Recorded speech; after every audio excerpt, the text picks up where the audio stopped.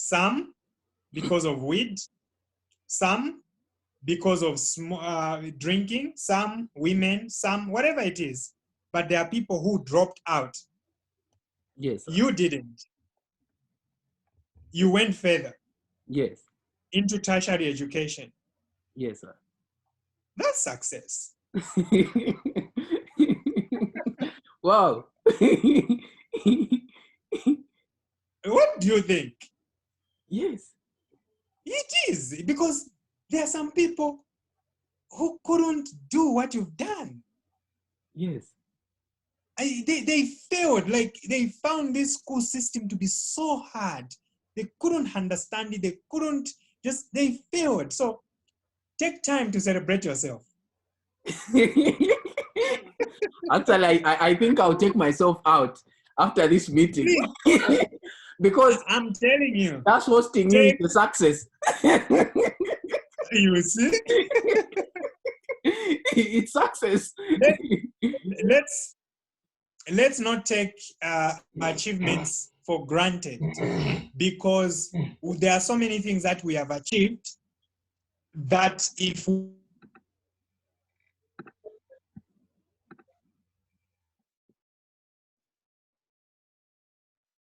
Hello, sir. You can kindly unmute yourself, sir. Sorry for that.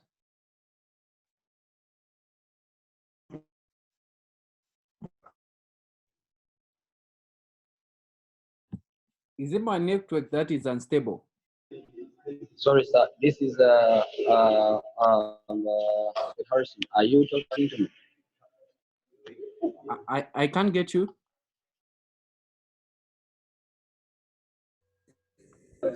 We can hear you, sir. Yes, I'm saying that this is the prophet. Are you talking to me or not? No, sir. I was talking to our speaker, sir. Yeah, yes, sir. Sorry for that interruption. I thought I lost my network, sir, Mr. Edwin.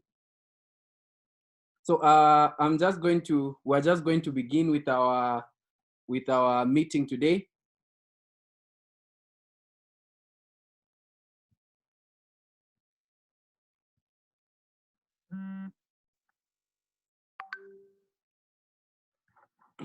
All right. Thank you so much, sir. Let us begin now with our meeting. We really appreciate, we're really honored to host the CEO of Kawiwi International, among us many other business ventures that he's running. We really appreciate it. It's really a great honor as youths, as people from different walks of life to sit before his mentorship. He's a man that has written 4 best-selling books. The few that find God, How to Hustle Like a West African. The last one that I've read that really impacted my life is How to Hustle Like a West African. I can testify, I'm telling you the truth, my life is not the same again. He has been interviewed on many notable platforms such as Diamond TV, Millennium TV, all those amongst the seminars that he's hosting through the one that he's having on the Copper Belt. We're really honored. At this particular time, I'll leave the platform so that he can give us a brief introduction about himself. Sir, you can kindly introduce yourself so that the people can get to know you, sir. Hi, everybody. I would like to get a hi from everyone. You can unmute and just say hi. Hi, sir. Unmute yourself and say hi. Hi. Hi. Hi. Hi. Great. It's a pleasure to have you, and I'm happy that you are attending this platform where we are discussing about a few things, especially about how to market yourself.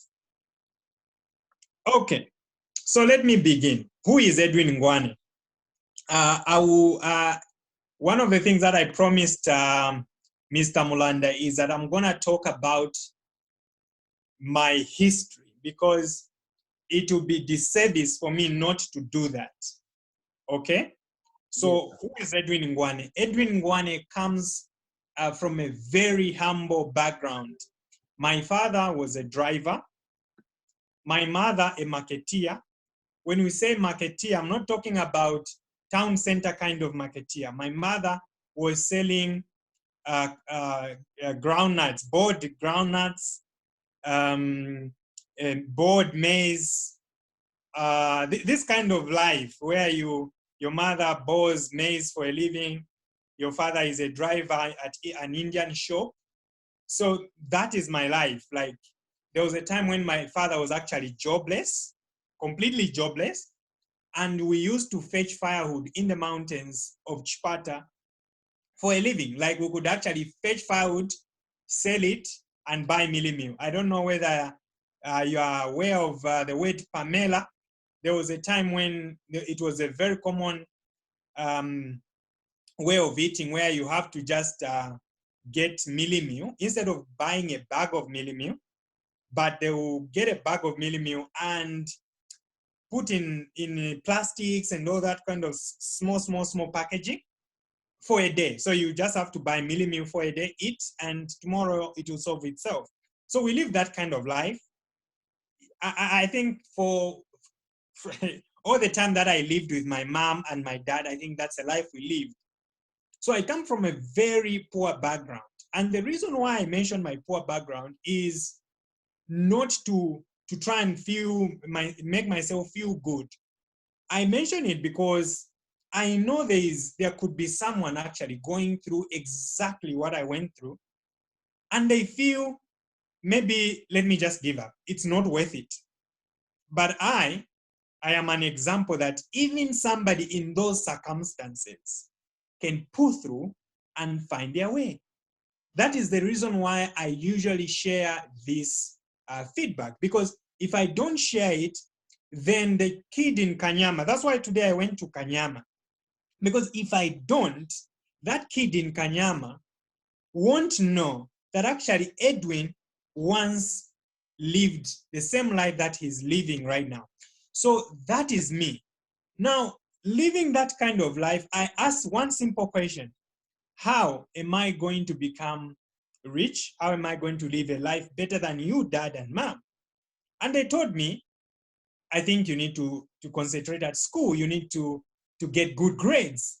And I listened. I said, you know what? I'm going to get good grades and I want to live a very good life. And no matter how poor we were, I could go to school without breakfast. I could come back, find lunch, and I'll go back to prep without lunch. And I'll still study. That was me. I was so dedicated to school. I will have a torn trousers. I will have my shoe breaks. You know, those taffies, they used to break, sometimes it breaks. And there was a time I had a shoe that had broken at the middle, and sand used to get into my shoe. Like, there were times when I would just open it up and release the sand so that I could proceed walking. you know such. There were times like that. But I didn't, I didn't stop. I just told myself, Edwin, this is your shot. It's education. This education is going to give you what you want. So when I completed school, I had 8 points. I failed to apply to the University of Zambia. So I am not a UNZA graduate. And the reason why I'm not a UNZA graduate was that form for a scholarship was 150 kwacha. My parents couldn't afford. So it ended there. It ended there because my parents couldn't do it. So what should I do? At that time, I think my common sense was not very common. I didn't use my common sense. I think I could have found that 150 if I was serious. But because I left it to my parents thinking they're going to do it, I ended up not going to the University of Zambia. And I struggled. Now, you see, I was talking about a broken shoe. When I had completed school, I didn't even have a broken shoe. I was wearing Ego Pati Pati Tropicals. You know those Ego Pati Pati Tropicals? Yes, sir. Those are the ones daily. Like, I was wearing those daily. 2 pairs of trousers, Ego Pati Patis daily, looking for a job. I started looking with Indians, Chinese, ShopRite, everywhere in Chipata. I couldn't get a job. there were some of these job places where they needed people who would, you know, that looked bulky. Now I'm a small guy. So some friends advised me and said, Iwe, just start lifting weights. You know, when you look a bit bulky, they'll give you a job as a general worker. I said, let me try. There was a lot of lifting of weights. You know, this is where you just pick up a crankshaft. You pick it up and you start lifting weights. I thought I would get a job. Nothing. Nothing. So I said to myself, what am I going to do now? You know, this thing is not working. So I realized that Chipata was not good for me. It's not going to give me the life that I want. So I had to make a move. I needed to come to Lusaka. So in Lusaka, there was a friend of mine. His name is Mui Kamanda, a friend, not relative, just a friend. He used to stay right there in Kanyama. That's where he used to stay. There's a place called Masauko in Kanyama. That's where he used to stay. And he told me, you know, maybe you should come to Lusaka. And my friend, no, I'm not disparaging my friend. My friend was actually just a grade 5, okay? There's a reason why I'm mentioning these things. So he was just a grade 5. Like he dropped out of school in grade 5. So he used to sell salaula, but not the kind of salaula where you open the bell. He used to go into these salaula bells, pick the best out of those bells, and sell them at a premium. So they used to pick the best clothes from the bells and put them at a stand and resell them. These guys are called vocals. They are called voco in Lusaka. They are very common. They are in the streets, Cairo Road. They put their clothes everywhere, the nice ones from the bells. So that's what he used to do. So I joined him in Lusaka and he told me, you know what, let's be going to town. Now, I want to give you this context. At that time, just being a grade 12 graduate or high school graduate, I was actually more educated than most of the people that I was found with.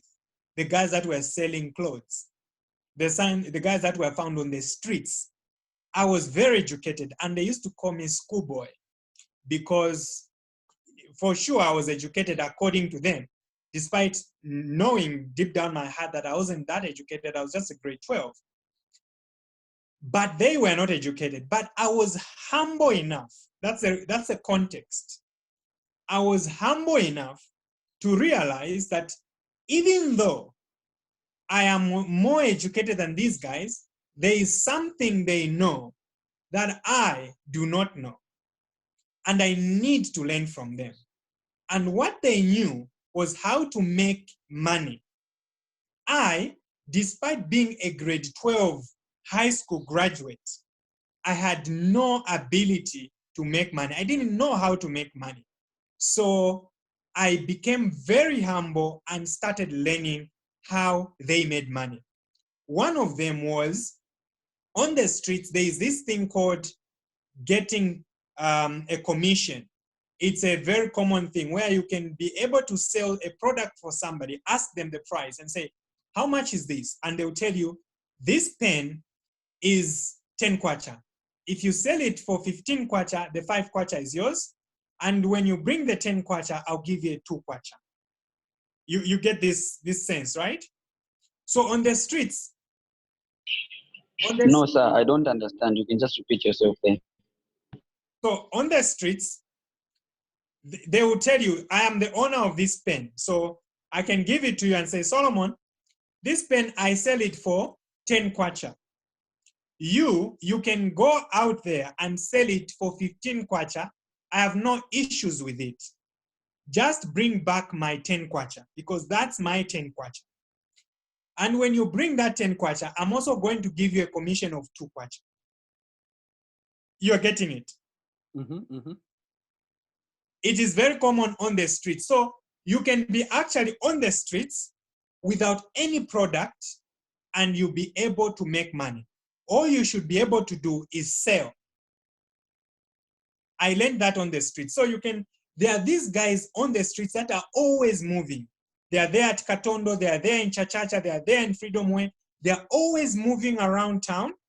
They will just meet you. What are you looking for? A laptop. Laptop? How much do you have? I have 3,000. You have 3,000. Okay, sit here, wait, I'm coming. They will go to a laptop dealer and say, there's a guy who wants a laptop for 2,500. Remember, the client said, wants a laptop for 3,000. I go to the one who's selling the laptop and say, there's a guy who's looking for a laptop for 2,500. And he says, here is the laptop for 2,500. If you sell it, 200 kwacha is your commission, just bring me 2,300. Cool. Then I pick that laptop, take it back to the guy who's looking for a laptop and say, here's a laptop. And that guy buys that laptop for 3,000 kwacha. I'll get the 500 kwacha, keep it to myself, go back to the owner, the seller of the laptop, and that person will give me the 200 kwacha as well. How much do I have for that sale? 700 kwacha. And it happens in Lusaka every single day. Spare parts, these, what do you call, hardware, clothes. It happens with everything, phones, electronics, whatever it is. There are guys that are in town, their job is to look for a customer and also know the seller. And they become like the middleman. And for being a middleman, they make money. And that's the first lesson that I learned when I was on the streets. You don't need a product. Can we start with that one? So to sell something, you don't need a product. Do we agree? Yes, I think according to your information, sir, I agree with that. Pardon? Yes, me, I agree here. Yes. So the first thing you need to understand that to sell a product, you don't need to own it. If you're a very good salesperson, you can actually sell other people's products and still make money. That's the first lesson that we need to learn about marketing and selling. So if you're a very good salesperson, you can actually start making money without having a product. All you need to do is find a customer and find somebody who's selling, and you can be the middleman. Let me tell you why. Every person who's trying to sell a product, every person with a product, their biggest issue is selling it. There are so many businesses that are going out of business because they can't sell. And if you are a good salesperson, you can go to the people that are desperate with selling their products and sell. Once you know how to sell, you have commission for life. Let's look at an example of Amazon. Amazon realized that people are struggling with selling their products. Why don't we come up with a platform where we can be able to help them sell their products? And then from those sales, we will get commissions. And look at Amazon right now. They are the billion-dollar business. All they do is get commission from products. Those products that are on Amazon, they are not theirs. The products are sold by you and me. All they get is commission from each and every seller. So Amazon is a medium. So we need to understand that the guy that understands how to market and sell will make more money than the guy selling. The guy that understands how to market and sell will make more money than the guy who has the products. Are we getting that one? yes, sir. I learned it on the streets. Yeah, so that's the first lesson that I learned. So I started getting interested in this thing. So I started asking my friend, I said, so you mean when I sell your jeans at any price, that markup that I add is mine? He said, yes. I said, are you sure? You and me are not going to have issues. He said, yes, my price is my price. And every guy's price in here is their price. You just find a way of selling the products higher. They didn't know that I was a villager who was very hungry. I wanted to become successful. Yes. I said, you see what I'm gonna do. All the guys were selling their jeans at 65. I put all the jeans that they were selling at 85. My markup, 25 kwacha. I used to make sure that the customer, no matter how broke they are, they have to pay that 85. And if I see that the customer has money, I used to sell jeans for 120. I'll stick to the price, I'll make sure, and I used to pick the jeans that are nice. I never used to sell crappy products. I used to go for Abercrombie and Fitch. I used to go for Banana Republic. I used to go for these top jeans, Levi jeans, these top jeans.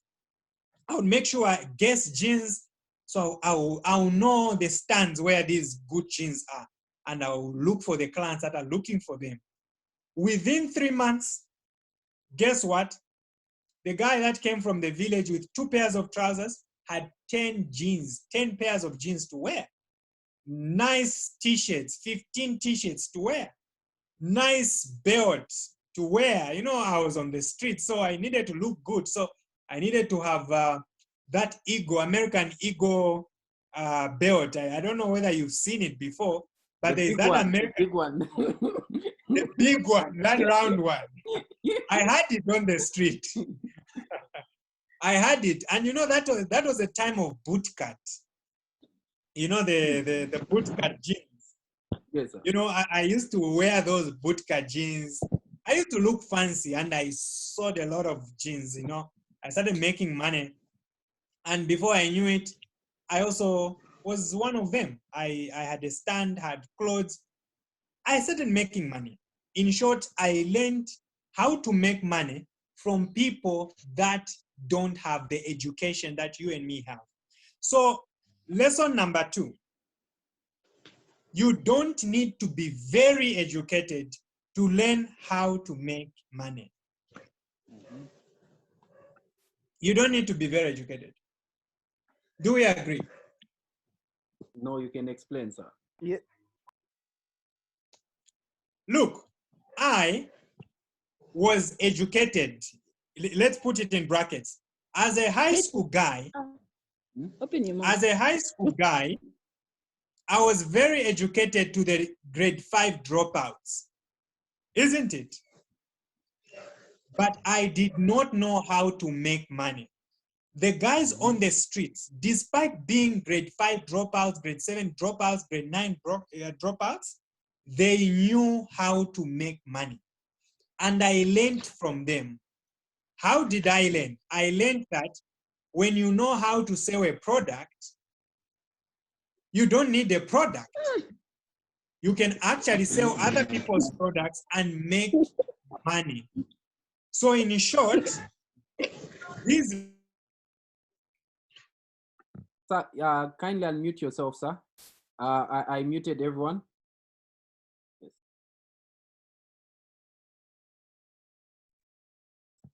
I learned, Yes, sir. you see, I learned from the guys that were not educated that you can actually make money without having products. And I did not learn this from lecturers, PhD holders.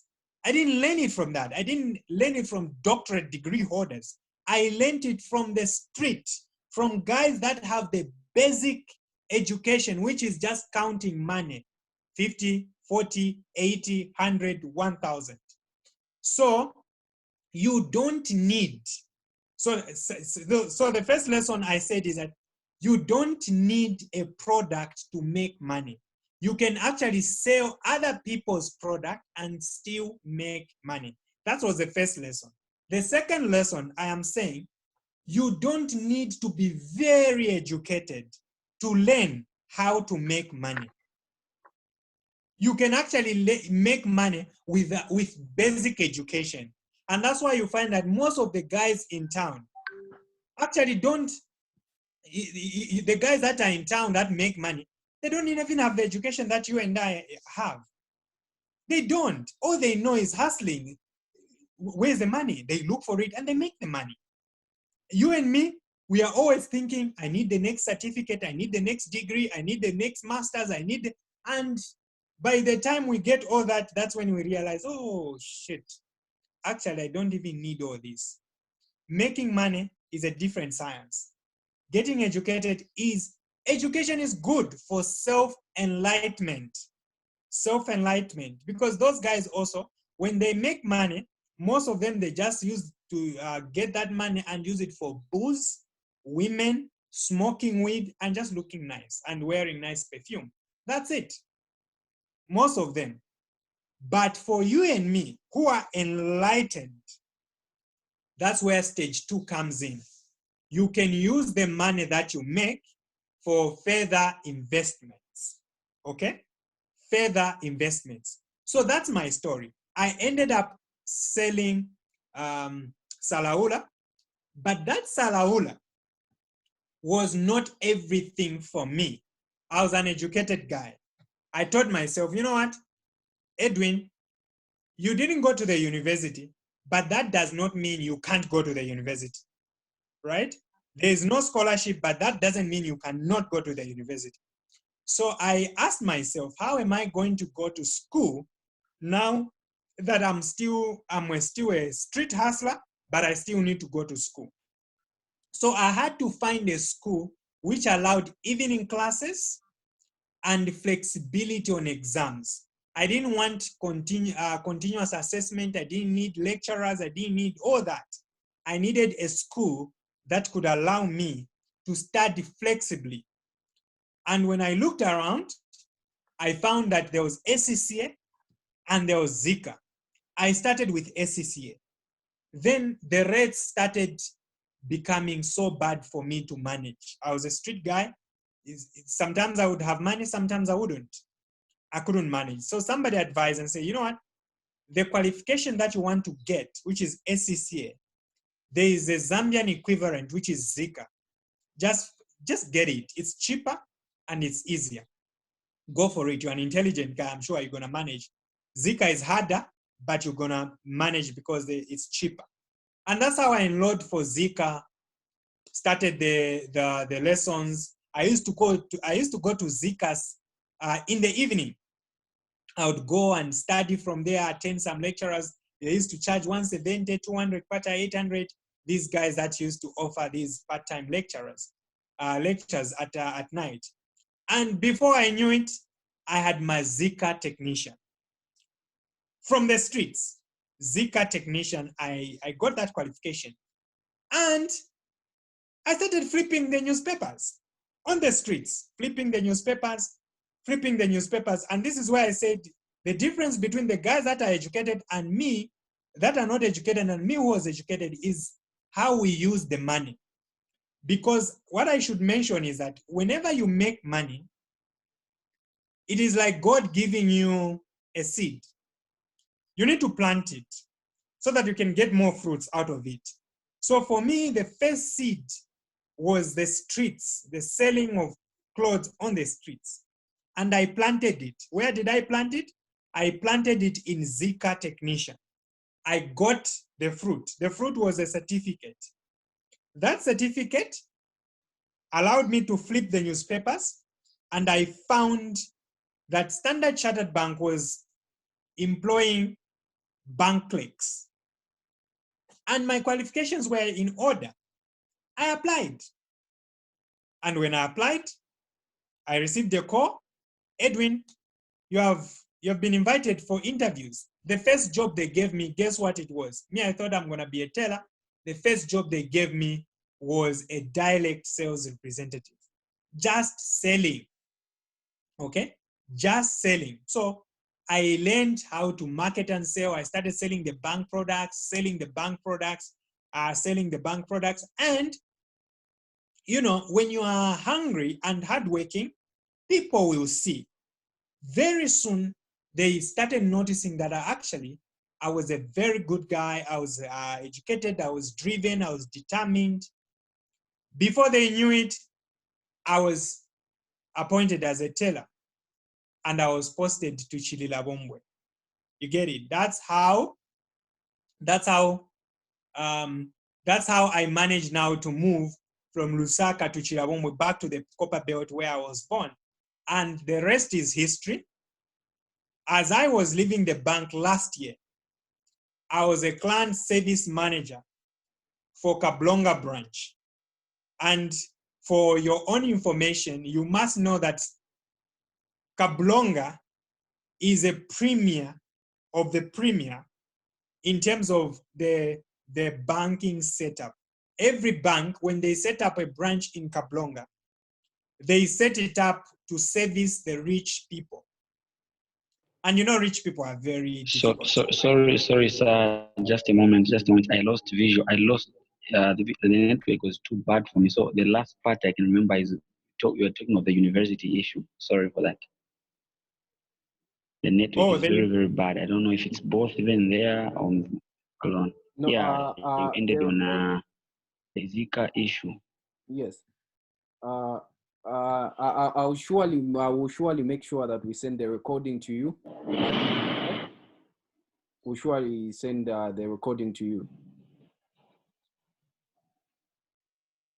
So should I proceed or should I talk about sure thing? Yes, you can. I can proceed. Yes, sir. Okay, so I was on last year when I left Standard Chartered Bank. I was a customer service manager for Kablonga. And I'll tell you that starting from a direct sales representative in the bank to customer service manager, these are the ranks. Direct sales representative, senior direct sales representative, there was team leader, teller, branch operations officer, branch operations executive, branch sales and service executive, branch sales manager, and client service manager. So you can see there's 1, 2, 3, 4, 5, 6, 7, 8. So in 10 years, I made 8 upward movements. Wow. You can see that, right? Yes, sir. In 10 years, I managed to make these 8 steps to client service manager.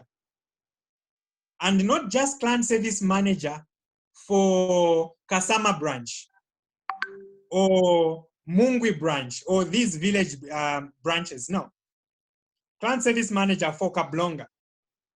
So you can see that this is a guy who's driven. I was driven by one thing, poverty. I saw a comment here. Which says, rich people don't work for money. Rich people, money works for them, which is very, very profound. But I need to mention something. The first thing that you need to do in life is learn how to make money, because you see, some of these quotes, we quote them wrongly. When you see Warren Buffett saying, I make money work for me, but for poor people like you and me, in the first place, we don't have money. We don't have money. So the first thing that we need to learn is to learn how to make money.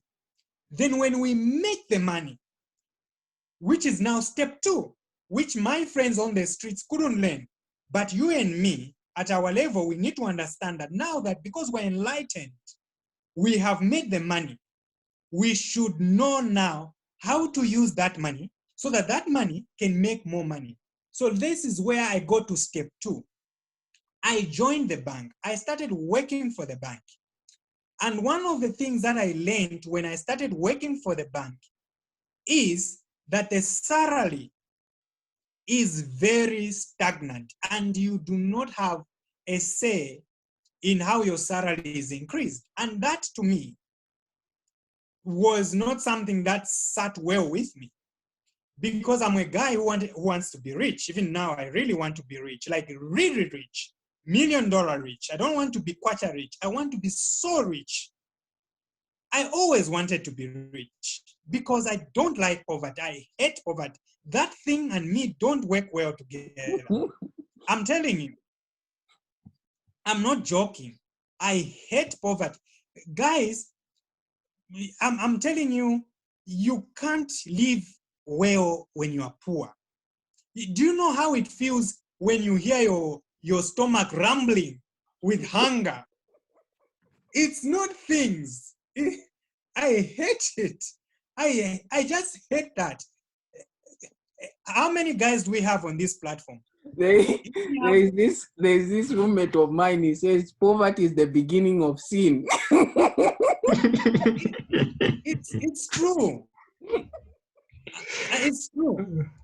Do you know when I was a little guy, there was this girl who told me, I'm trying to propose, and this girl was like, you're not even my class. How come you come to me? And she cried. She said, I'm finished. Even these guys are coming to me. That's how bad poverty can be. It degrades you. It makes you the worst in society. At church, in some churches, they can't even give you positions. I'm telling you. They can't. They can't even greet you. They can't greet you. Do you know that actually even the girls you date them based on your pocket? True or false? True, sir. True. No, explain to us. Explain, sir. Guys, let's be very real. You can't date a girl that's out of your league, because the girls that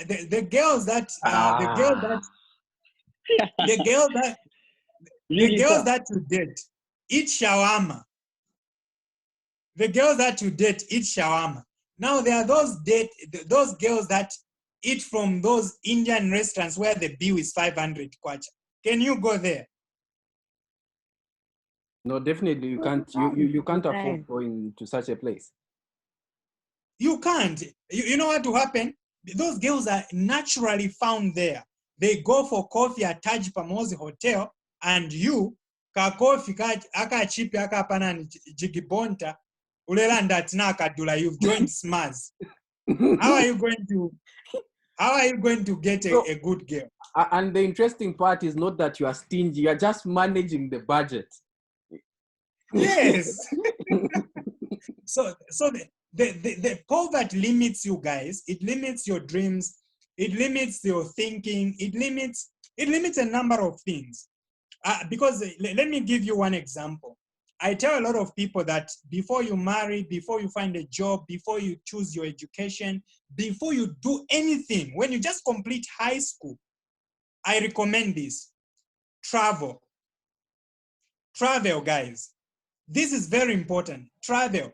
When you travel, what happens is that career choices, marriage choices, cities to live in, companies to work for, kind of changes. They change. You can't be saying, I'll be working for Chipata Municipal Council when you've traveled around. You can't limit yourself to such. No, I want to work for Katete Municipal Council. No, that is for a guy that has come from the village.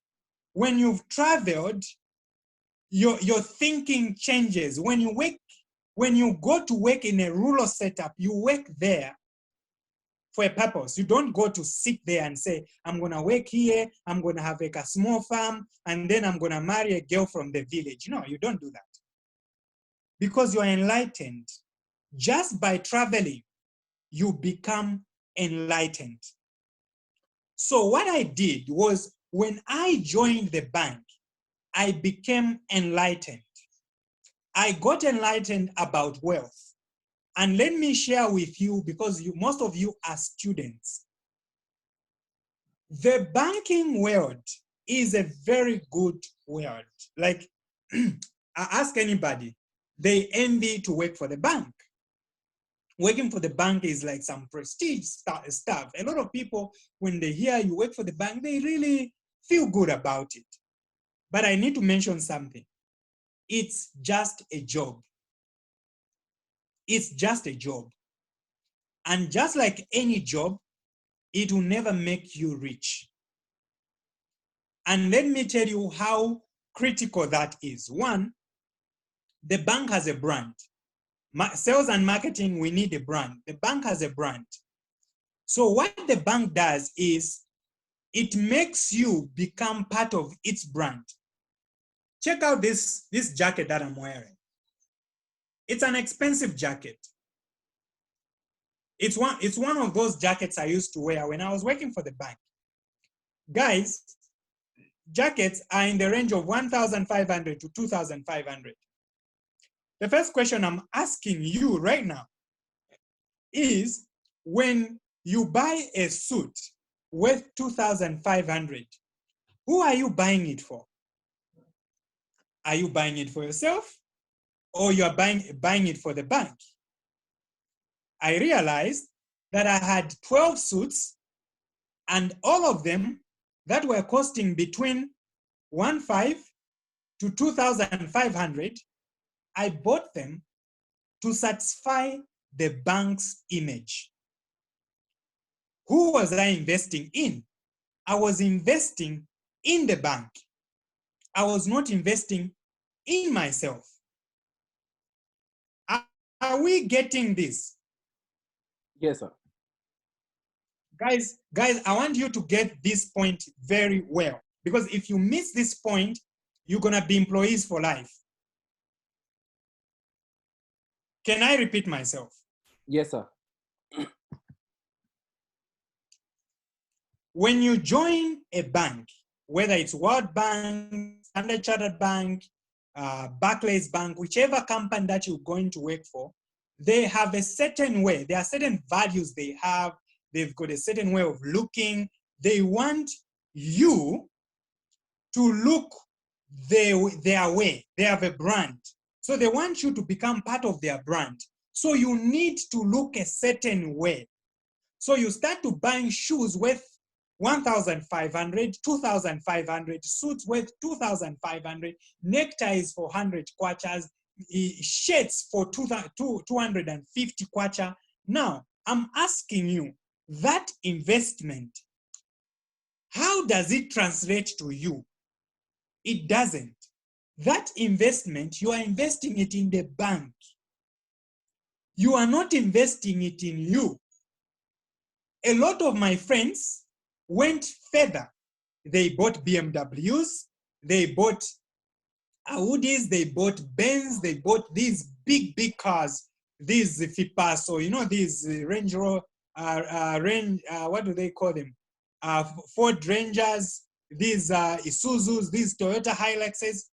And you know, the cost for those cars are $45,000, so that they look good as they work for those companies. The question is very simple. Yes, you are looking good and you are fitting in the environment of the bank. But how does that $45,000 translate into your investment? How does that change you?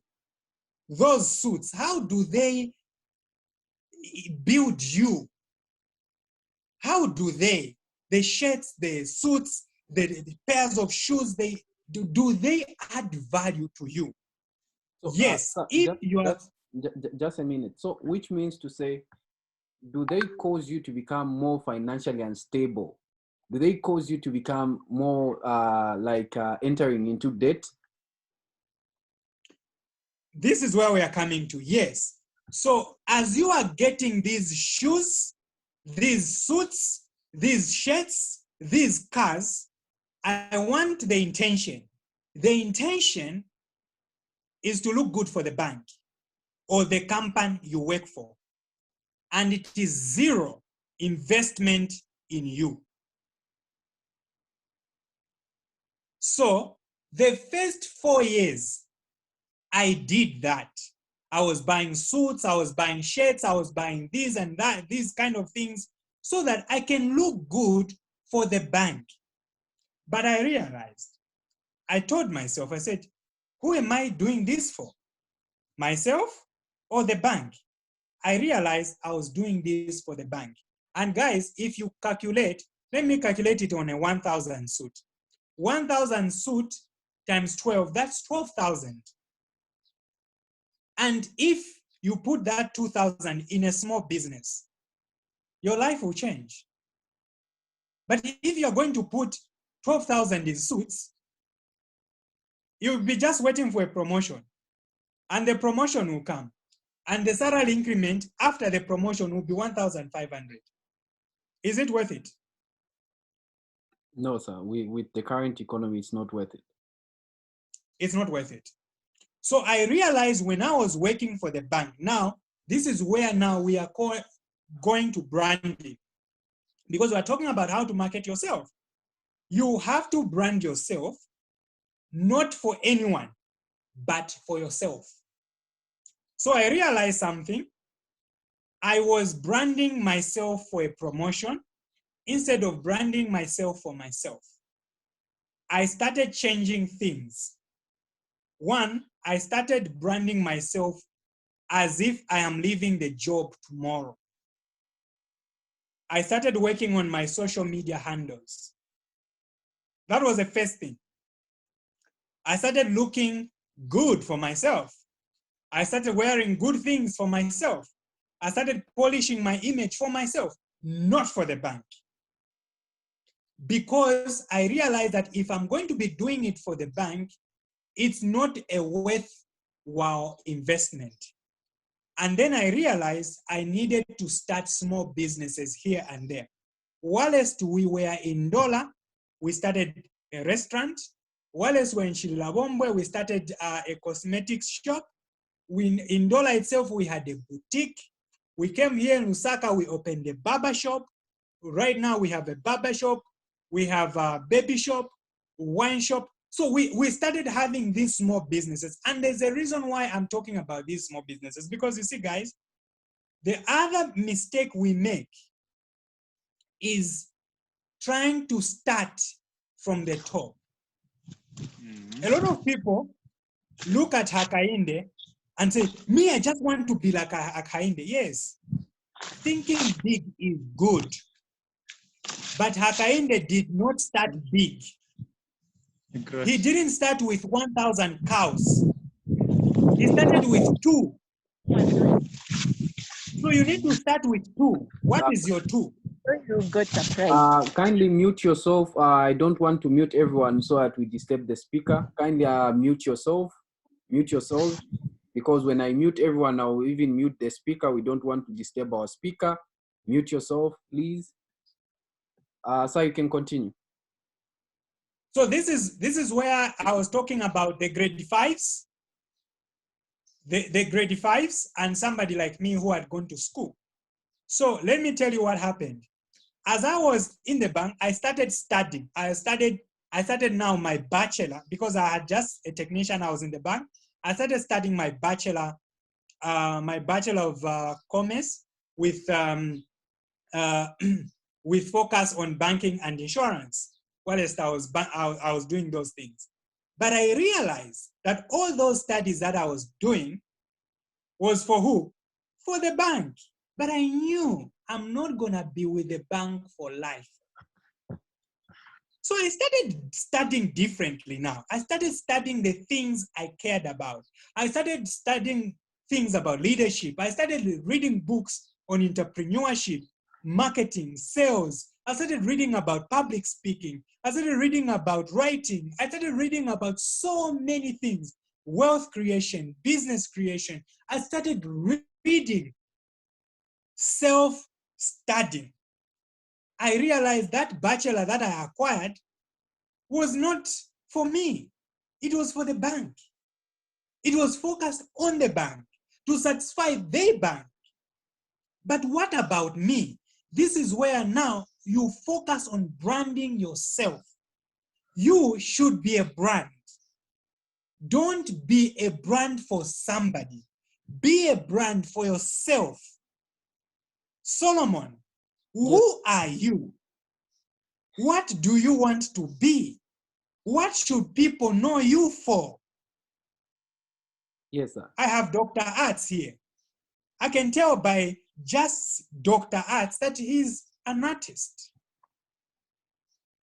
He's branding himself. But many employees brand themselves as employees. But for how long? Your employment is going to cease at some point. Either you'll be fired, you will resign, or you will retire. What are you going to be known for? You need to build a certain skill set. You have invited me to this forum because I'm an author, I am an entrepreneur, and I've got a skill of speaking. Yes, sir. And I've also skilled at marketing and selling.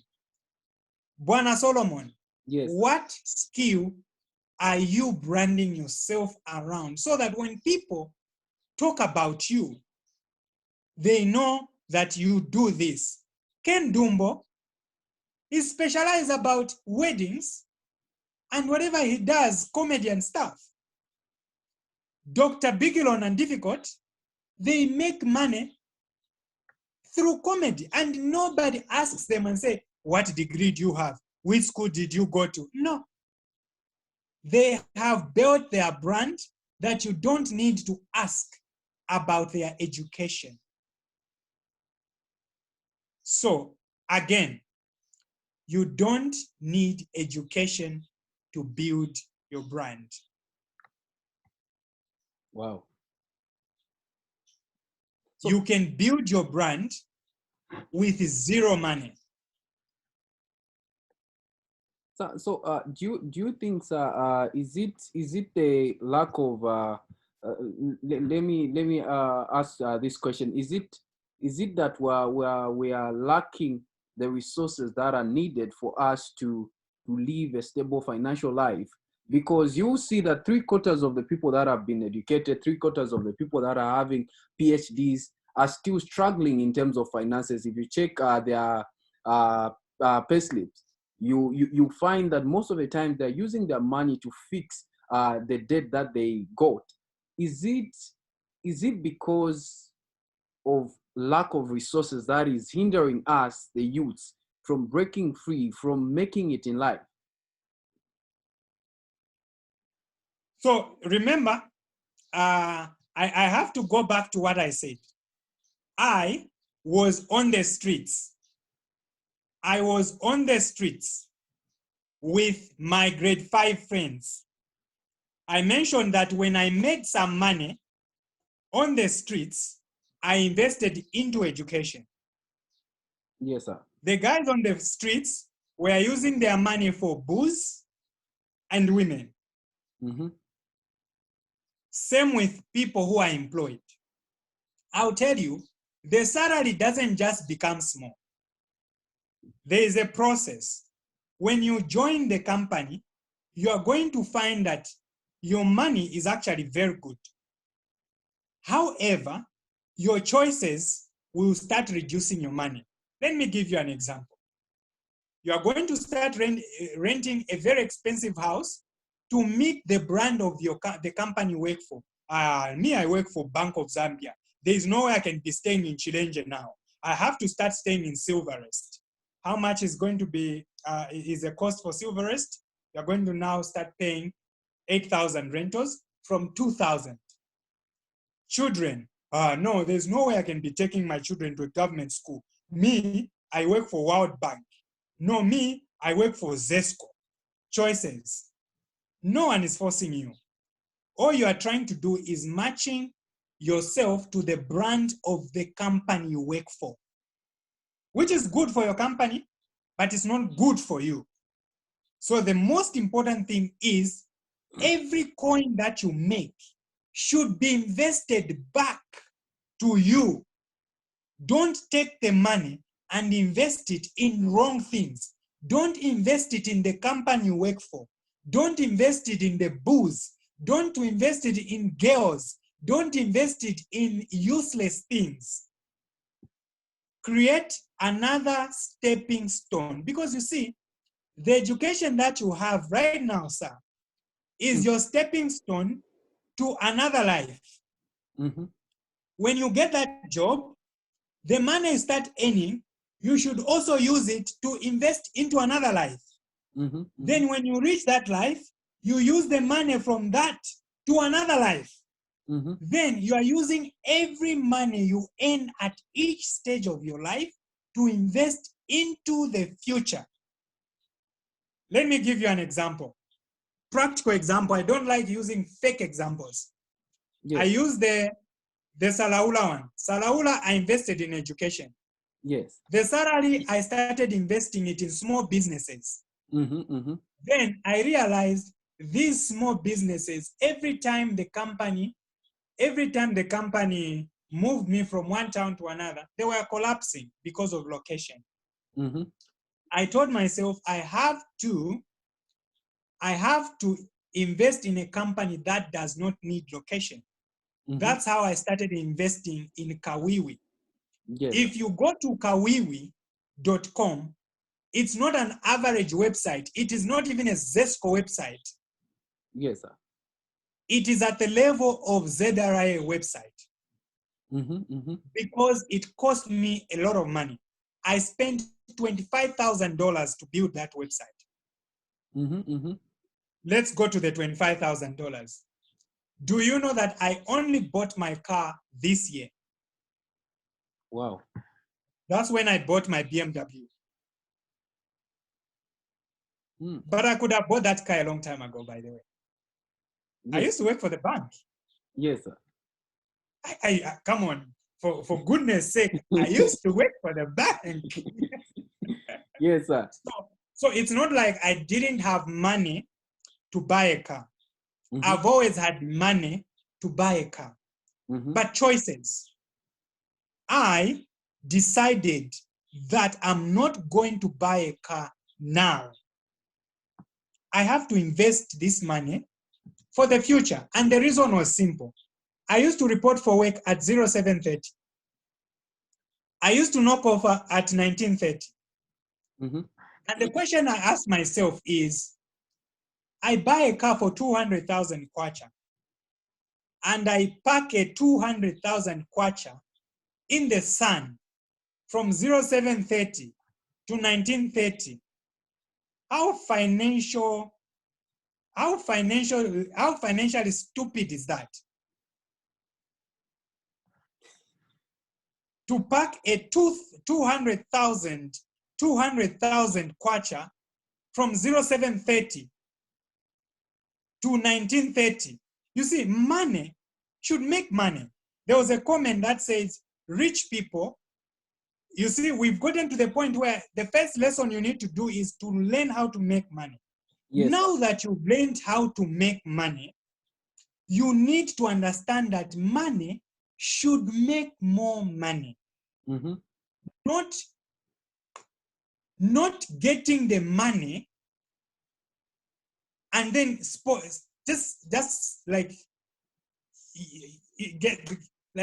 spoil yourself over useless things. No. Use the money to invest in it, to invest in other future dreams, because our dreams don't end. You might have a dream of becoming an architect, but that's not it. There are some more dreams that you have. Don't you want to have an architect company for yourself? Don't you want to have a construction company for yourself? Don't you want to live a very powerful company for yourself? You do. But to have that, it's not just going to come up and say, we have it. No. You need to build it. And building it is about choices. Those choices, you will make them. If you make the wrong ones, very soon, you'll be blaming the government for it. Very soon. I support UPND. I don't support UPND out of desperation. I support UPND with the thoughts that PF has provided poor leadership, and we need better leadership. Not because I'm suffering so hard and I've hated Edgar Lungu and I just hate Edgar Lungu. I hate them, so I have to vote for UPND. What if UPND fucks up more than PF PF, what happens now? Mm-hmm. Your life won't change. Mm-hmm. For me, it's out of principle. HH is a better leader. HH can govern this country better than Edgar Lungu. HH has a traceable background of managing businesses, managing resources, managing just from there. And I'm not saying, and I'm not trying to preach to PF people here, but it's according to me. That's my opinion. My opinion is that he's a better leader. And why not try him? I want to try him because of his traceable business acumen. I want to try it on the governance issue. But if you fail, but if HH fails, that won't affect my life. My life was not planned on HH. Mm-hmm. It's planned separately. If HH becomes a better leader and there's more money in people's pockets, guess what? I will have a lot of money. If HH fails this country, I will still succeed. That is how you should manage your life. So yes, sir. The second point. Yes, sir. So sir, you don't need, let me finish this point. Yes, sir. You don't need a country that is good. Like, you don't need a very good country to succeed. Mm-hmm. You can succeed in a poor economy and in a very good economy. Mm-hmm. Mm-hmm. That's how I end it. Because of choices. Even that small salary that you have, if you are creative, let me give you a very simple example here. There's a guy I know who was at the University of Zambia and was getting what they call a BC. I never went to the University of Zambia, so I don't understand what a BC is. But what it tells me is that he used that BC to start a small business. And by the time he was leaving the university, that BC was a big business. Wow. So, sir, you talked about us as young people building our self-brand. How does it affect the connections that we're building around the people? Like, and what is your comment over young people that shy away from such meetings? You find that they feel they do not need anyone. We find when young people are added in financial groups, they come out. When young people are added in groups of leadership, they come out. What is your say over that? In the family of Jacob, there was only Joseph. Yes. Do we agree? No. In the family of Jacob, there was only Joseph who became a prince. Mm-hmm. Yes? And Jesus only had 12 disciples. And there was only Shadrach, Meshach, and Abednego in the land of Nebuchadnezzar. My point here, if you go to the book, How to Market and Sell Like a Prostitute, the point actually I was coming to is that don't sell to the unconvertible. Okay? Mm-hmm. There's a topic in the book which says don't sell to the unconvertible. And to make this point clearly, have you ever seen prostitutes going to churches to sell their services? No, sir. No. They know who their target market is. They go to the bars, they go to the streets. And even here in Lusaka, people know the streets where prostitutes are found, isn't it? Mm-hmm. Exactly. So the reason why they go to those streets is because that's where the customers are found. Okay? So you cannot be forcing everybody to believe in this message that you and me are talking about. Let me tell you, no offense, most people are average. Most people are average. And really, I don't care. You and me, we will dominate them. And they will insult us. They will insult our children. They will say those kids are spoiled. Why? Because their daddies worked hard. Whilst they were partying, let me go back to the grade 5s I talked about. Those guys, they used to make money, but they didn't realize that the money they were making, they could have actually invested it better. I did, they didn't. Now they say, I am lucky. Really? Am I? No. I made better choices. They didn't.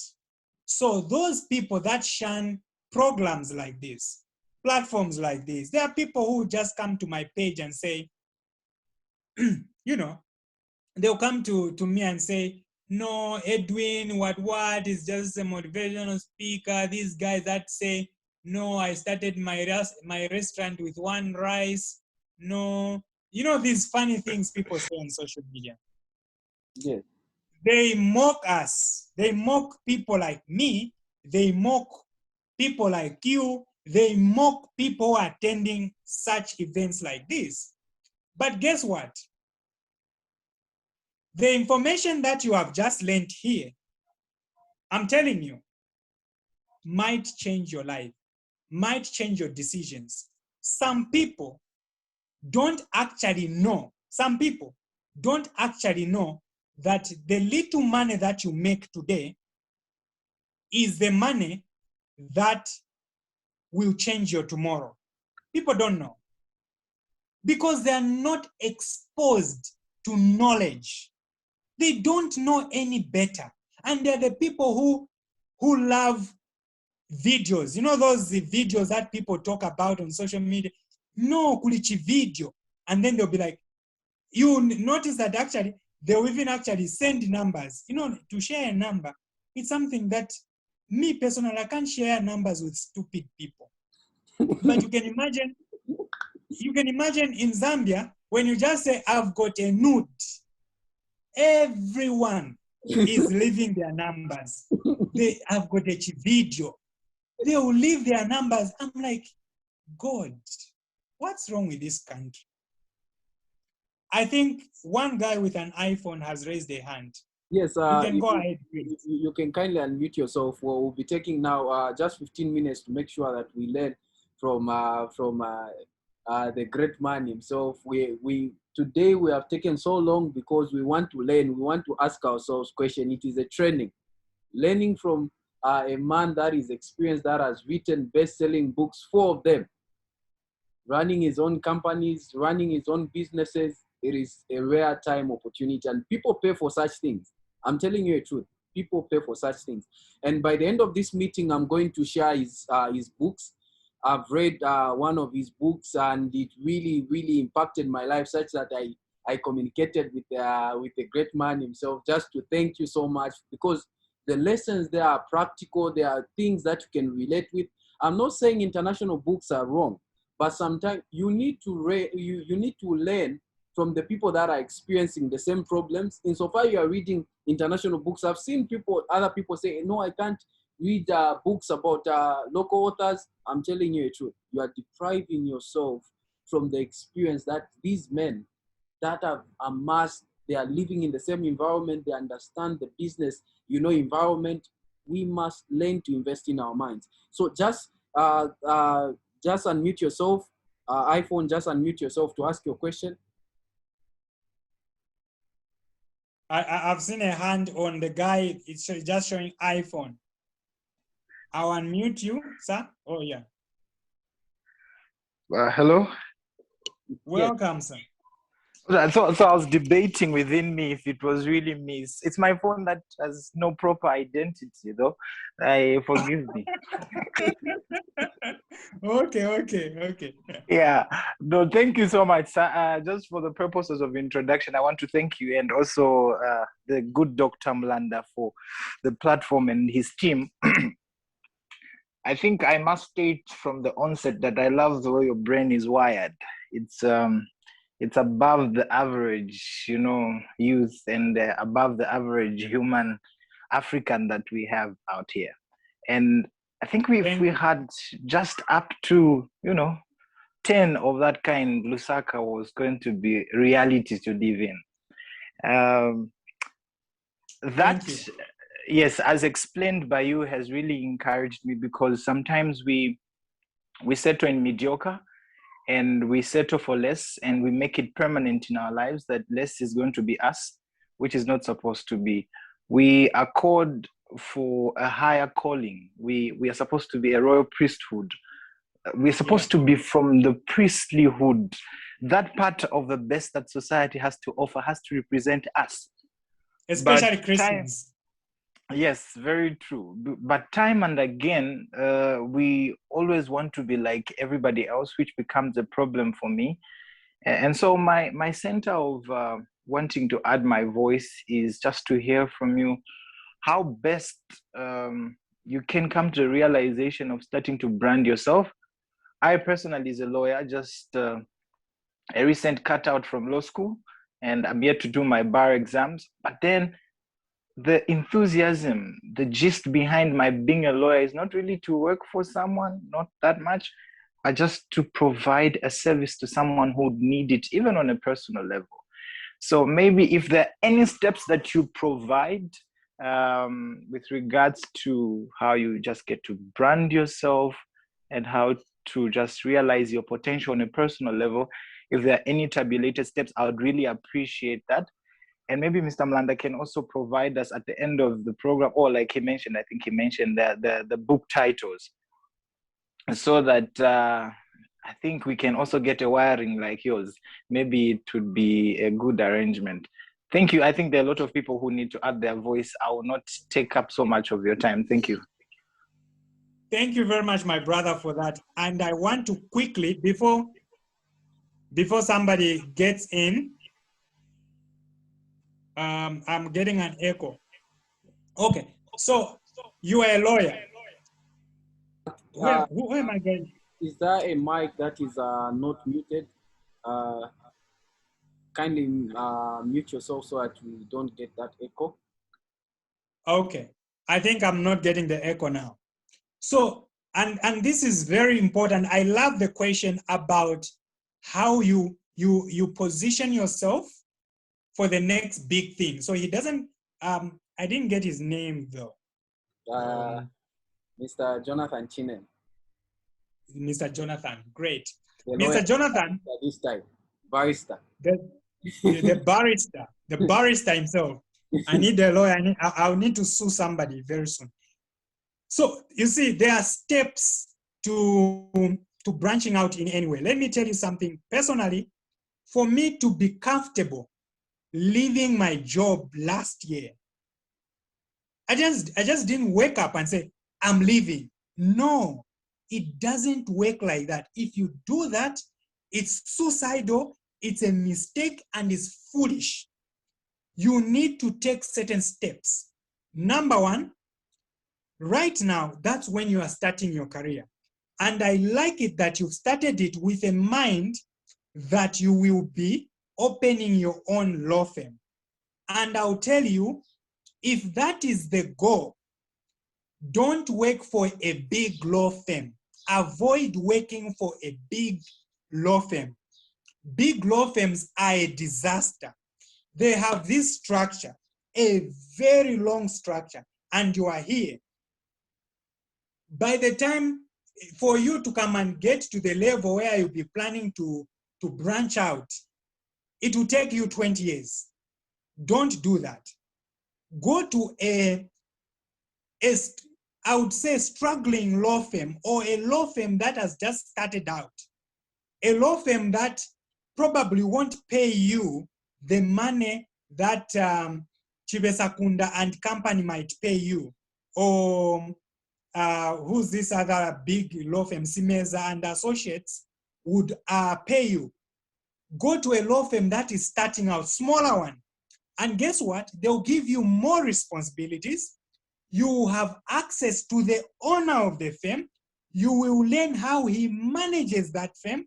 You will also have access to his clients, and you will personally learn from him as he grows. And by the time you become a big fish, you will also be a big fish. And you'll be able to easily branch out. So go and work for a smaller law firm. Guys, don't be seduced by a lot of money when you are starting out. Start out with advantages of the future. So you should know where you are going. Whilst everybody, because your friends who will go to these Mundia and company, they will be driving big cars. And sometimes you start thinking, did I make a mistake? No, you didn't.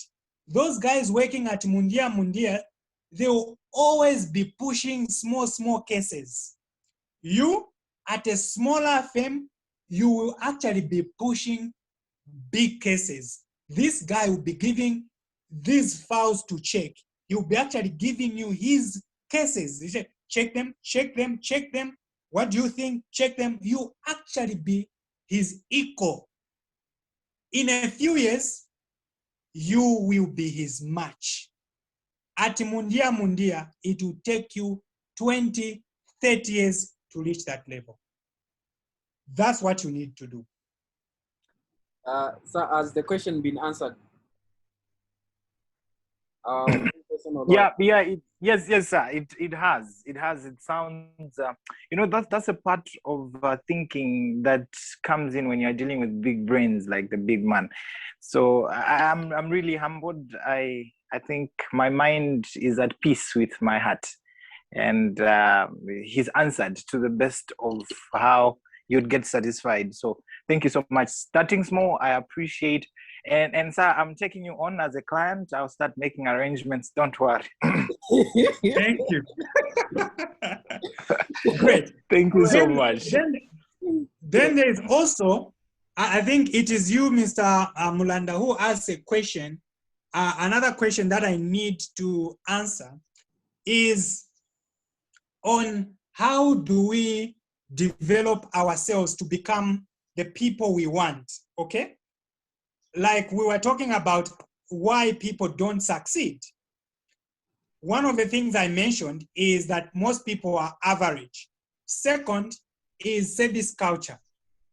There is a post I shared on Facebook recently, and I did it deliberately. I said, if I served you as a client or you worked with me, you will confirm that my diligence was that high, that my work ethic was top-notch. Can you confirm? And if you go to that post, a lot of people that either worked with me, you find that 4 or 5 have actually agreed that my work ethic was top-notch. If you ask my managers, they will agree with you that this guy was at another level. That's why I managed to make those 8 steps in 10 years. Now, let me tell you, in Zambia, there is a laissez-faire attitude. I recently went to Ratsa. I was really disappointed with the work culture. Like people, you have to beg them to save you. No, you cannot succeed like that. The Bible says, show me a man who's diligent at his work. He will stand before kings. This man is not going to save common men. And guys, to tell you the truth, you are students. If you're going to be working like every other Zambian, it's over for you. You will not go anywhere. You might be intelligent. You might have a degree. You will be getting all the degrees you want. In the workplace, nobody promotes based on the education. They promote based on the work ethic and bad attitude. A lot of people in Zambia have got a bad attitude. You need guys to have a very good attitude, and you also need to put in the work. Without the work, you will not go anywhere. You can get all the masters, all the doctorates, you will still be a pauper if your work ethic is zero. There's a hand. So, sir, You just can go ahead. to type, we're going to give you some time to just give us our closing marks, and we're going to make sure. And I tell each and everyone on this platform, I'm telling you the truth. Get the books. Get the book How to Market Like a Prostitute. Get the book How to Hustle Like a West African. I've been privileged enough to work with the Nigerians, people from Cameroon, people from Ghana. I'm telling you the truth. I can testify. Your life will never remain the same. Your life will never remain the same. I'm telling you the truth. Your life will be transformed. I've not read the few that find God, but I'm telling you the truth. From the way Mr. Edwin explains the thing, you will relate, and it is something that is going to pivot you in your life to a place where you, 2 years down the line, you'll no longer be the same. Just even a day after you read the books. Mr. Edwin has not paid me to say this, honestly speaking. Maybe probably you may think, no, they are marketing like a prostitute. Eh? So we're just going to take the last question, then We'll close. Yes, we'll close. Mr. Edwin will give us closing marks, and if you have not followed him, follow him on Facebook. There's a webinar that you'll be having. Is it in Copperbelt, right? Has it passed? I'll be having it on the. Actually, I'm traveling. It's a live event. It's not. It's an offline event, but it will be live as well. Okay. Sir. Yes. So, who was that person that was asking a question? I saw a question. Any last question that we can take then? I believe it's Mr. Great Power. Yes, I've got a question here. Yes, Mr. Patrick. Yes, sir. Thank you very much. Let me just lower my hand because it was Stuart. All right. So I would say there's much intense insights in here. Like I've really benefited quite a lot. My question goes on the marketing part. I'm at the age where I would like to increase on sales. Like let's say I've had constant sales, ones that if you are into business, they just make you like a regular personnel where you just sell to survive on your expenses. Then I just want to know, as in, how can you leverage on your sales or exponent your sales in the sense that they can be able to handle your expenses as well as leave you with something to save? And in either ways, how can I take my business a little bit more professional? Don't hang up. I want us to have this conversation. I don't want you to hang up. Yeah. One, how many clients do you have now? Mine are not constant clients. What I do is I sell and supply face suits. So mostly I do have a few of returning clients, though it takes a while for them to return since they are not disposable materials. So they might use them for quite some time and then laterwards come back for more. So they are How face many suits. clients do you have? I supply face suits. How many do you have? I want to give you a simple formula. I would say, okay, let's should I count with those that come on? Okay, I would say just give me any 8. number. I shouldn't give you any number. Okay, 8. 8. Just give me any number. Okay. I want us to work with 10, approximately. Okay, 10. Have you ever heard of the referral system? Yes, sir. So I want you to ask each of your 10 clients. I want you to ask each of your 10 clients to refer 5 clients to you. Okay. How many do you think you're going to have by the end of this month? That should be 5 by 10, should be 50 clients. Is it? 50? Yes, 50 Is the math plus correct? them 60. Yes. They are going to refer to you 50 clients, then plus them themselves, you are going to have 60 clients. Do you think that's possible? Okay. Yes, I've Do you actually think heard that's of it, possible? but then yes, I think it's possible. Okay, now let me give you one. In Zambia, what we do with businesses is we just sell and forget about the customers. But those customers of yours, I'll tell you, they can open doors for you. So what you do is that every customer that you have, get their number and have a chat with them. Just honestly ask them and say, you know, sir, I'm a new guy. I'm just starting out this business. If you can refer just either 3 or 5 or whichever number of people to me, I'll be really grateful. And I'll tell you, if you're a good guy with good attitude and the customers like you, most likely you get 2 to 3 or 5 referrals from that customer. Because if you're going to be expecting the same people coming, sometimes they might not come. But those people can refer their friends and families to come to you. So what we need to do is the point that I was coming to, which is called develop a service culture. A service culture is based on you building a relationship with your customers. Okay, prostitutes do that a lot. They have a recurring model where Mr. Mwanza comes all the time. So you need to have that recurring model where there is always a customer coming. But apart from that, you should also have the friends of Mr. Mwanza coming to you because they liked the services that you gave to Mr. Mwanza. You get it, eh? Yes, sir. Poor example, but it always works. Yes. I'm telling you, these things work.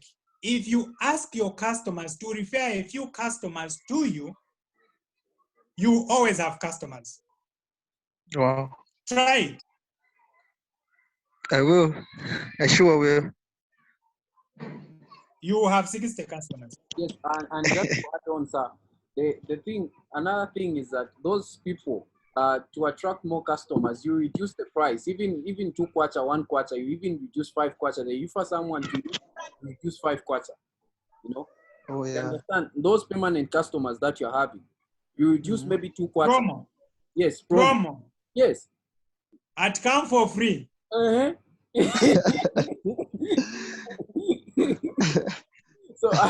okay. So let's take Mr. Lamek Lungu. Mr. Lamek Lungu has raised his hand. Yes, Mr. Lamek Lungu, we can kindly get your question, the last question.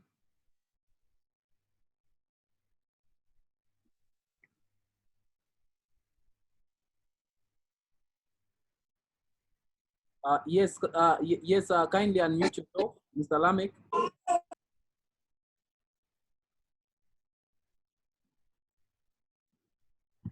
Mr. Lamek, sir, you are muted. We can't get what you're saying.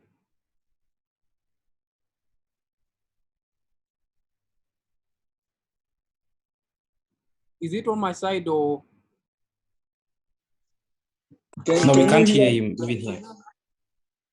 Can you hear me, sir? Yes, we can. We can hear you. Yes. Okay. Thank you so much for the opportunity.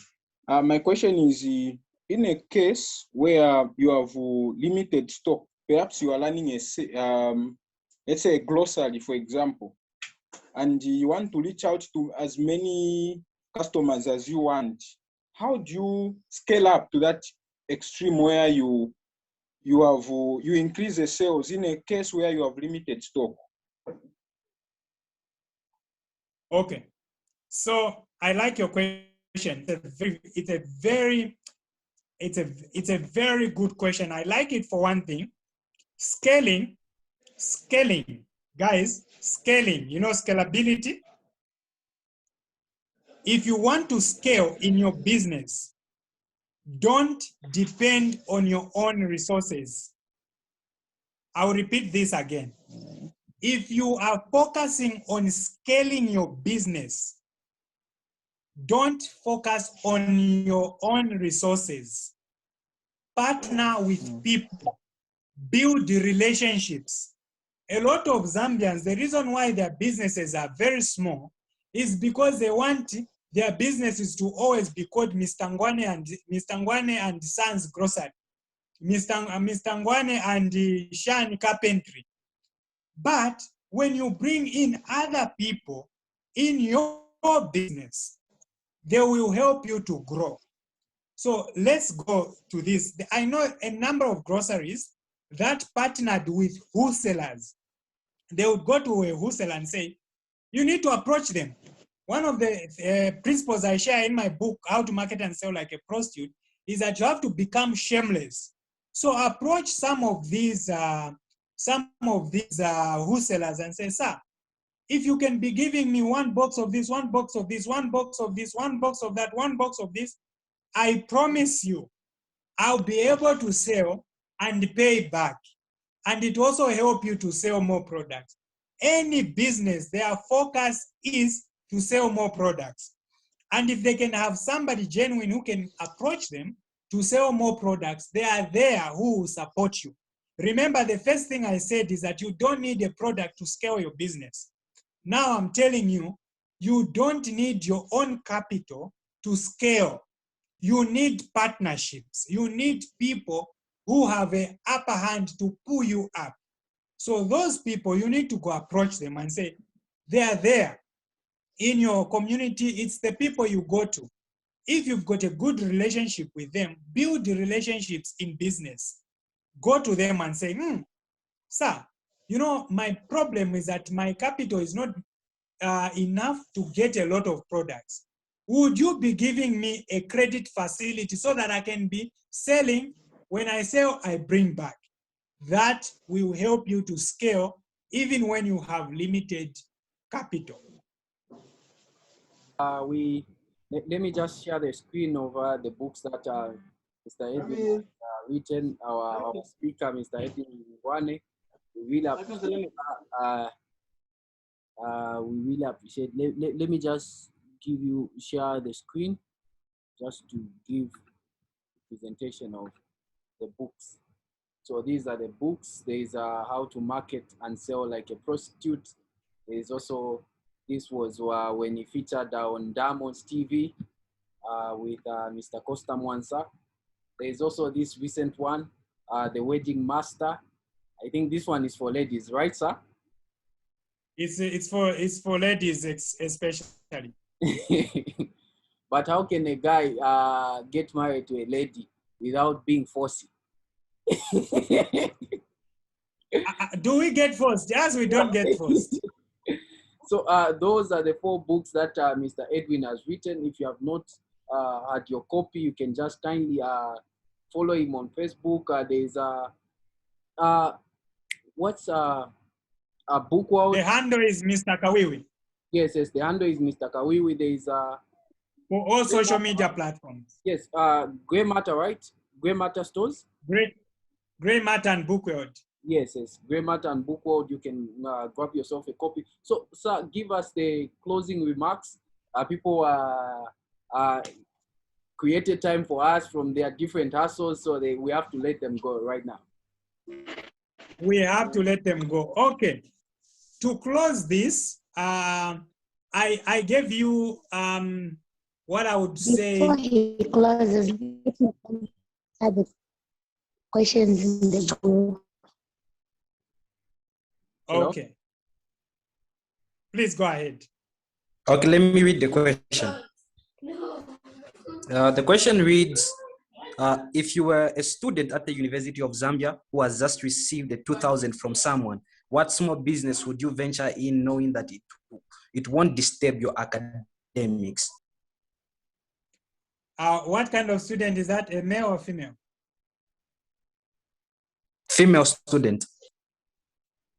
Okay, so let me give you this very simple. If you're a guy, just buy machine, start barbing. If you're a female, start, I know these things very well. Start ordering female panties. You know that female panties, they change them quite frequently, right? Yes or no? Females? Do we have a female here? Females on the platform. Yes, yes, yes. We like changing very much. It's true. That's true. The problem with that, the problem with guys is when you buy one box, I want to live with it for 10 years. For females, they change them quite a lot. So what you can do is, if you are a student, you can start ordering these panties from Kamwala and reselling them to your fellow students. Don't put, you're dealing with fellow students, don't put a higher markup, put the markup of actually transport fare. So like somebody would be like, if I have to go to town, if I have to go to town, I'm going to pay 10 kwacha, right? To go buy a pant. So what I'm gonna do is, if a pant I'm ordering it maybe for 8 kwacha, I'll start selling one for 18. Because I know this person, to go to town and come, they will spend 20 kwacha just for transport, plus the kapant has become actually expensive. It will go to 28 kwacha.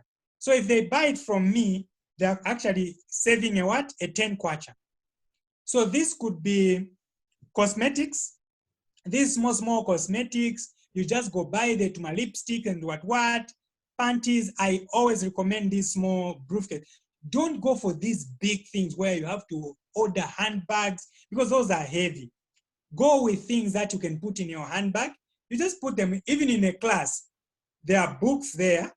There are also them undies. They are in the same bag. There are books, there are undies, there are lipsticks. You are done with the session. The lecturer just walks out. Guys, I came with lipstick. I came with undies. Anyone who wants, you sell quickly. That's number one. Number two, guys, you can actually invest in cheap things like maybe a barber shop. You can give that service. You can also try other businesses that, but guys rarely buy things. So you can go food. So you can maybe start eggs of tray. Maybe you can invest. I hear that at the university, fridge is a big thing. You go buy yourself a second-hand fridge and then you start renting it out. Guys come in, they put in their tuma food, you charge them 2 kwacha. That's a business. So there are so many small businesses that you can do using a 2,000. It's a lot of money actually, but mostly go with the things that move quickly. Either a service like a barber shop, a fridge where people put their food, or if you're a lady, cosmetics, undies, and these things that people change frequently. Dr. Arts, carry on. No, I think I've given them the ideas. Thank you very much, Mr. Edwin Ngwani. We really appreciate for this profound wisdom. It is a knowledge that you cannot attain just from outside, but it is out of experience. And we know that when we carry it, it will really impact our journey and will not go missing because you found your way through it. And I want us to really appreciate everybody that have created their time to attend this meeting. It's an honor that you've stayed on, despite that we've passed on the time, but I believe it is worth it for your investment. And I want us to encourage each and everybody, if you know that the meetings are occurring, invite a friend, because all what we want to see, it is to see people manifest their hidden potentials, become their best version of themselves, and see Zambia rise on the map in terms of entrepreneurship and also being financially stable. Having this said, it will come to our end of our meeting. Thank you very much once more. Kindly remember to follow Mr. Edwin Ngwani. For those people that want to access the soft copy, we'll present the man's line that want to support, because you know things are not free. He took time. It is a knowledge that he has gathered in many years, and you will just take it and feast it maybe in 24 hours or maybe in 2 days. So in order to support the man's work, even though you want to attend for a soft copy, we'll present the line and you can have the money sent to him. And the copy can be shared with you. So thank you very much. Devala, if you've got Sorry, any words sorry, left. a question. What about if us like we're not back home in Zambia? So how can we, send the money? Isn't there any way that is easy to access? You can talk to Devala, then we can use Western Union. All right, thank you. Oh, World Remit. Yes, yes. So, Mr. Grant, we can make the transaction. I can give you Mr. Edwin his line so that you can send through Western Union just using your application on your phone. All right, sir, no problem. Thank you. Yes, yes, yes. So get yourself a book. Get yourself a book. Get yourself. I will speak this. I'll say this as many times as possible. Get yourself a copy. And I'm telling you the truth. Where you are right now, months down the line, your life will not be the same. So thank you so much, sir. We really appreciate. Thank you for your time. We understand you're a busy man, but you created time for us. We have really learned a lot. You have given us principles that are easy to apply in our lives. Thank you very kindly. We really appreciate. We come to the end of our meeting. Thank you very much, sir. Thank you. And I really appreciate, sir, for giving me this opportunity to speak to each and everyone who has attended this meeting. And lastly, I'm challenging each and every one of you. Now, this is a challenge to each and every one of you. Guys, if you are going to live an average life, don't blame it on the government. Don't blame it on the president. Don't blame it on any other person, but on yourself. There is a book that you don't need to read, but you just need to understand the title. It's called Think and Grow Rich. Think and Grow Rich. Even if you don't read that book, I've given it to you. If you think around, think and grow rich, I don't expect any one of you to live a mediocre life. Thank you. Thank you very much, sir. Have a good night. Take care. We really appreciate it. I appreciate. And we'll send the record of this meeting 45 to 47. Minds have been impacted. Let's respond with thank you and bye-bye to see that we are connected with everybody in here. All right. Thank you very much. Goodbye, everyone.